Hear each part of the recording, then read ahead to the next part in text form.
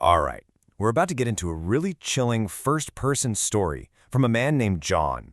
And it's one of those tales that takes the whole abstract idea of the dangers of the dark web and makes it terrifyingly real. And that line right there, that's what sets the whole stage. This immediately tells you this isn't some story about a distant, anonymous victim. No, this is personal, and it's designed to get right under your skin from the very beginning. So, our narrator, John, he tells us his family was pretty tech-averse. You know the type, right? Struggled with everything from computers to the washing machine. This little detail is actually crucial because it puts him in stark contrast with his best friend. And here you can see that contrast laid out. His best friend, Francis, was the complete opposite, a total tech genius, a small-time hacker, and just completely fascinated by all the strange and often illegal corners of the internet. This dynamic, well, this is what sets the entire story in motion. See, Francis had this habit of sending John all kinds of disturbing things he'd find online. Car crashes, photos of murder victims, that sort of thing. But one day, it wasn't some random horror. It was a screenshot of John himself. And his personal details, name, birth date, address, were posted right there beside his face on some obscure dark web page. So a terrified Francis calls John, telling him his name is listed as a participant on a site called Alicia. And according to Francis, Alicia isn't just any old site. He says it's a red room. You know, that urban legend about a place where people supposedly pay to watch live-streamed torture and murder? John's reaction is, total disbelief. He tells Francis that red rooms are just myths, internet ghost stories. But just to be safe, he calls a non-emergency police line. They basically confirm his skepticism, saying that, yeah, data leaks are incredibly common and he really shouldn't worry about it.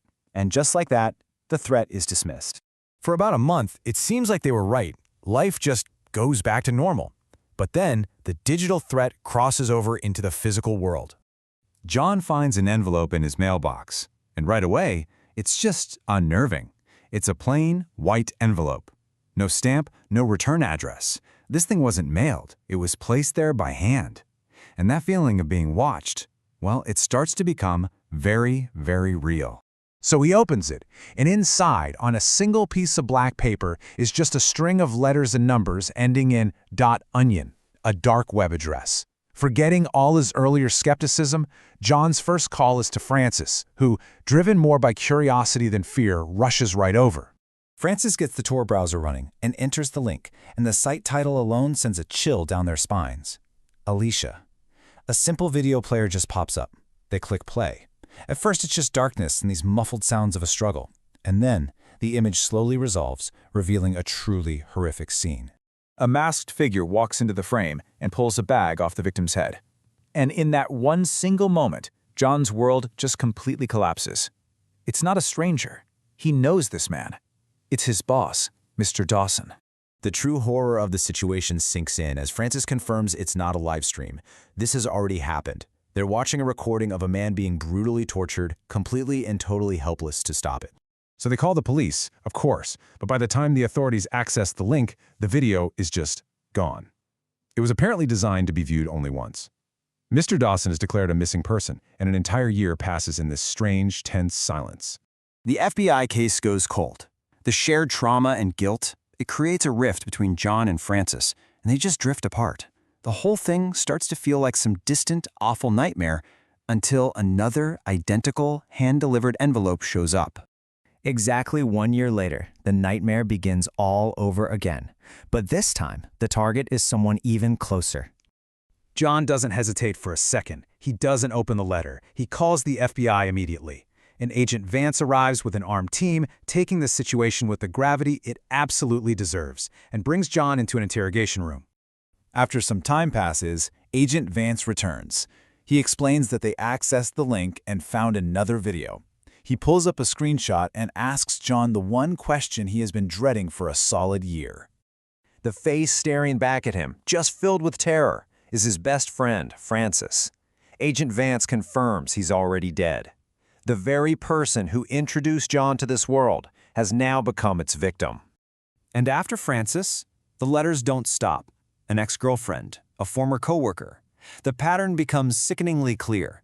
The victims are anyone John has ever been close to. The true target isn't them, it's him. This isn't physical torture, it's psychological destruction. And this relentless psychological torture, it works. John becomes a recluse, leaves his job, and finally reaches a breaking point. He decides there's only one way to make it all stop. He's in his room, gun to his head, when his phone rings. It's an unknown number. He answers, and a robotic voice says, "Not like that." As he asks how they could possibly know, his eyes land on his laptop's camera.